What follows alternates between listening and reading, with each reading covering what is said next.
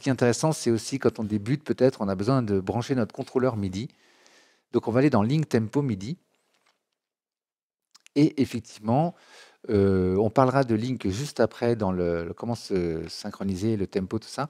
Non, ici, je vous parlais des surfaces de contrôle tout à l'heure. C'est ici que ça se passe. Donc, si vous avez acheté un APC 40, ce qu'on avait dans la liste tout à l'heure des références des surfaces de contrôle, là, bah forcément, on les retrouve là. Le Mackie Control, vous avez parlé, voilà, le voilà ici. Vous avez beaucoup de protocoles. Microcontrôle, c'est un protocole. Enfin bon, peu importe. Il y a des contrôleurs et des protocoles mélangés dans cette liste. Donc un protocole, ça veut dire que ça s'applique à beaucoup de contrôleurs.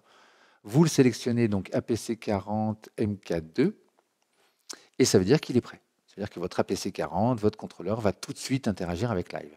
Si on veut rajouter des choses, c'est comme en audio. On ne clique pas partout, on n'active pas tout, surtout pas, surtout pas, surtout pas.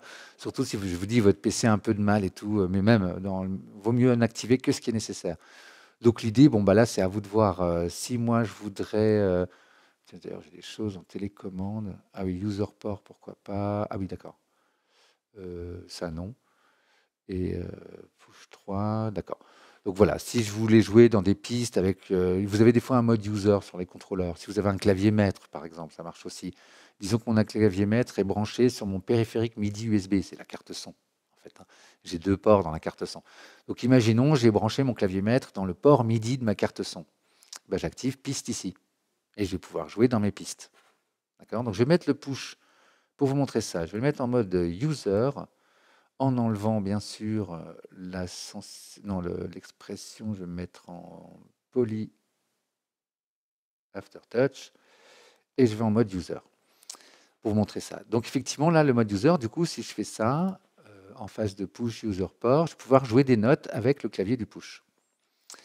Si j'active Telec, je vais pouvoir contrôler live avec le push. Donc si vous avez un clavier maître qui a quelques boutons dessus, vous voulez le contrôler avec des notes, hein, c'est possible aussi, hein. Bah, même si c'est des notes, vous appuyez sur Telec, enfin vous enclenchez, vous activez Telec ici, et du coup vous allez pouvoir, en cliquant sur le bouton MIDI qui est en haut là dans l'interface, dire eh ben, je veux que l'activation de la piste, ce soit cette touche. Alors attendez, je vous montre. Non, c'est plutôt là. Oui, non, je me trompe. Ah oui, c'était dans le... Mince. Ah oui, j'aurais dû penser à ça. Donc effectivement, je vais appuyer sur cette touche, d'accord? D'abord, je vais cliquer dans Live en disant je veux que ce soit ça. Ah bah tiens, je l'ai fait. Je veux que ce soit ce bouton-là qui soit contrôlé par la touche, donc je clique dessus. Et après, j'appuie sur ma touche. Et direct, vous voyez qu'effectivement, il me met la note G5 sur le canal 1, le canal MIDI. Donc ça qui est bien, on a 3 contrôleurs, on les met sur des canaux différents, et comme ça, ils ne se mélangent pas. Donc le canal 1, la note G dièse 5, agit sur la piste 4, la section mixeur, speaker on, donc c'est ce bouton-là, activateur de piste en français. Donc effectivement, quand j'appuie sur mon bouton, je sors du mode assignation, j'appuie sur le bouton, vous voyez que ça s'éteint, ça s'allume tout seul dans Live, sans que j'appuie sur la souris, hein. Voilà, c'est comme ça qu'on fait des assignations. On peut assigner le clavier de l'ordinateur. Donc il y a beaucoup de gens qui font ça, par exemple dans leur set par défaut, ils assignent la piste 1 à la touche 1 du clavier, touche 1. Ah oui, alors je vais mettre les majuscules, sinon il met etc.